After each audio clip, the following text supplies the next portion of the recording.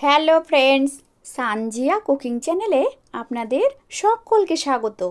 আজকে আমি আপনাদের সঙ্গে শেয়ার করব একেবারে সহজ পদ্ধতিতে কাঁচা পেঁপের প্লাস্টিক চাটনির রেসিপি। একঘেয়েমি পেঁপে খেতে বিরক্ত লাগলে ঝটপট এই কাঁচা পেঁপের প্লাস্টিক চাটনিটা একবার হলেও ট্রাই করতে পারেন। তো দেরি না করে আজকের এই রেসিপিটা শুরু করা যাক। প্রথমে আমি একটা ফ্রেশ কাঁচা পেঁপে নিয়ে নিয়েছি। এবার পেঁপের মুখটা আমি একটা নাইফের সাহায্যে কেটে দেব। আমার মুখটা কাটা হলে পিছন দিকটাও একটু কেটে দেব। আমার কাটা হয়ে গেছে। এবার পেঁপেটাকে ভালোভাবে আমি ছিলে নেব। পেঁপেটাকে ভালোভাবে ছিলে নিতে হবে, যেন সবুজ অংশটা যেন না থাকে, সেরকমভাবে ছিলতে হবে। পেঁপেটা আমার সম্পূর্ণভাবে ছেলা হয়ে গেছে, দেখুন। এবার পেঁপেটাকে আমি অর্ধেক করে কেটে নেব। পেঁপেটা আমার অর্ধেক করে কাটা হয়ে গেলে যে মিডিলে বীজটা আছে সেটাকে ভালোভাবে বের করে নিতে হবে। আমি হাত দিয়ে বের করে নিয়েছি।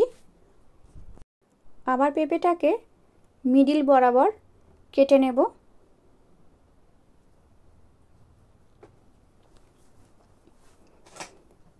পেঁপেটা আমার কাটা হয়ে গেছে, দেখুন।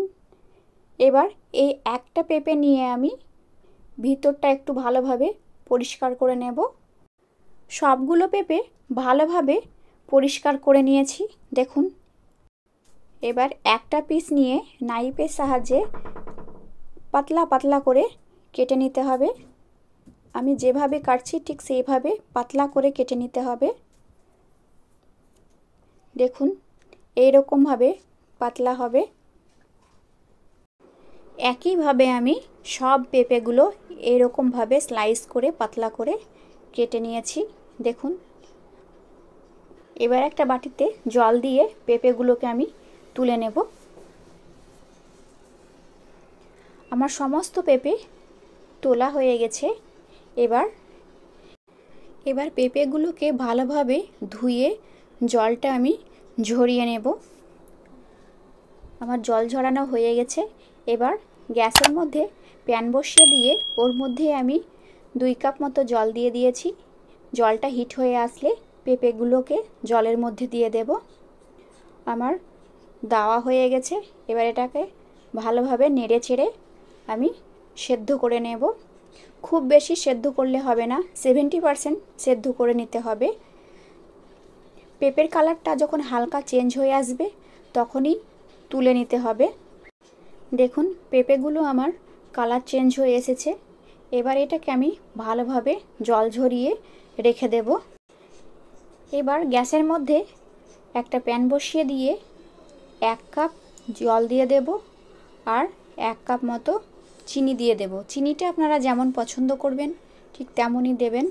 এবার আমি একটা সিরা তৈরি করে নেব চাটনির জন্য।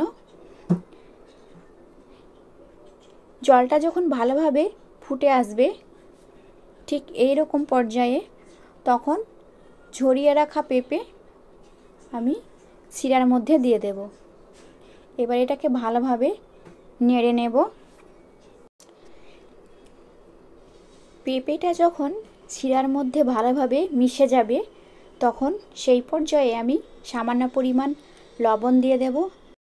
লবণটা দেওয়া হয়ে গেলে 10 থেকে 12টা কিশমিশ আর 10 থেকে 12টা আমি কাজু দিয়ে দিয়েছি।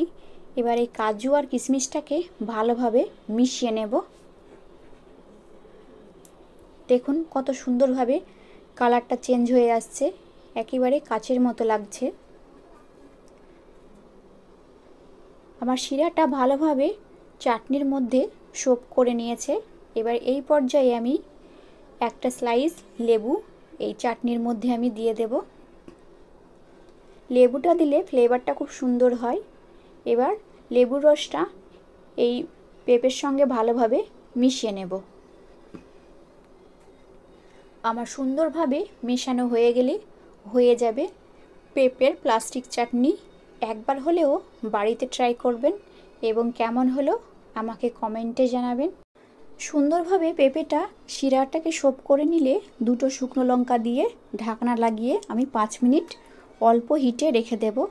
5 মিনিট পর ঢাকনাটা তুলে আপনাদের দেখাচ্ছি। দেখুন সুন্দরভাবে পেঁপের প্লাস্টিক চাটনিটা রেডি হয়ে গেছে। আমার এই রেসিপিটা যদি আপনাদের ভালো লেগে থাকে তো অবশ্যই ট্রাই করবেন। এই রেসিপিটা যদি আপনারা ইউটিউব থেকে দেখে থাকেন তো আমার চ্যানেলটিকে লাইক এবং সাবস্ক্রাইব করে দেবেন, আর ফেসবুক থেকে দেখে থাকলে পেজটাকে ফলো করে দিবেন। দেখা হচ্ছে নতুন কোনো রেসিপি নিয়ে। আপনারা সকলে ভালো থাকবেন এবং সুস্থ থাকবেন। এতক্ষণ ভিডিওটা দেখার জন্য আপনাদের অনেক অনেক ধন্যবাদ।